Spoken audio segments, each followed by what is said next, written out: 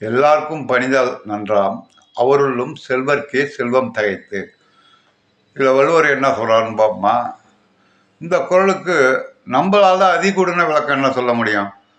எல்லாருக்கும் பணிதல் நன்றாம், அதாவது எல்லார்ட்டையும் பணிவாக நடப்பது நல்லது. இவ்வளோதான் நம்மளுக்கு தெரிஞ்ச விளக்கம். இதில் பரிமேலழகர் என்ன சொல்கிறான்னு பார்க்கணும். எல்லாருக்கும் நன்றாம் பணிதல் அவருள்ளும் செல்வர்க்கே செல்வம் தகைத்து.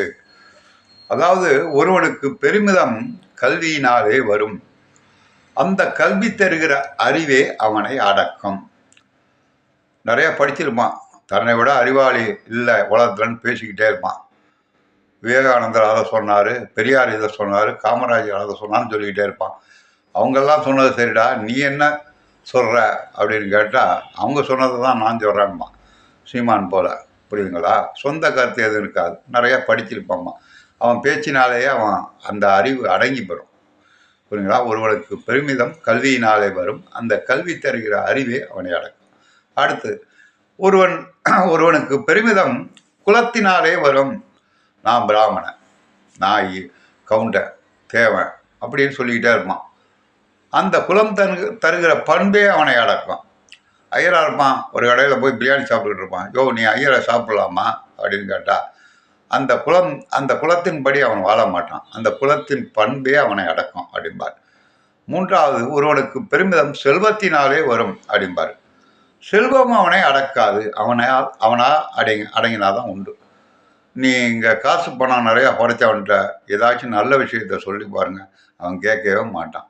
தனக்குத்தான் எல்லாம் தெரிகிறது மாதிரி பேசுவான். அவன் அடங்கவே மாட்டான். அவனா அடங்கினாதான் உண்டு. அந்த செல்வம் அவனை அடக்காது, புரியுங்களா? இந்த மாதிரி உரை இலக்கணம் சொன்னவர் பரிமேலழகரை தவிர எவனும் கிடையாது.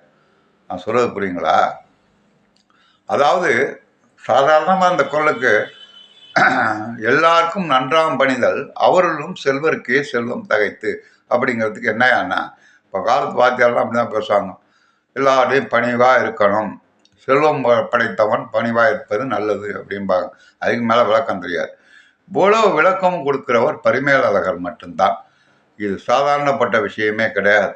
பரிமேலழகர் உரைப்படி படித்தால் இந்த உலகத்தில் உள்ள அனைத்து விஷயங்களையும் தெரிந்து கொள்ளலாம். திருக்குறளிலே எல்லாம் உண்டு பேசி கொண்டிருக்கிறோம். ஆனால் எல்லாம் என்பது என்ன என்பது யாருக்கும் சரியாக புரிவதில்லை. இது ஒரு திருக்குறள் எடிகேஷன், அவ்வளோதான். 1330 குறள். ஒரு நாளைக்கு ஒரு குறள்னா கூட 3 வருஷம் நடத்தும். நான் சொல்ல புரியுங்களா? 365 நாள் தான் ஒரு வருஷத்துக்கு. நன்றி மாணவர்களே, மீண்டும் அடுத்த வீடியோவில்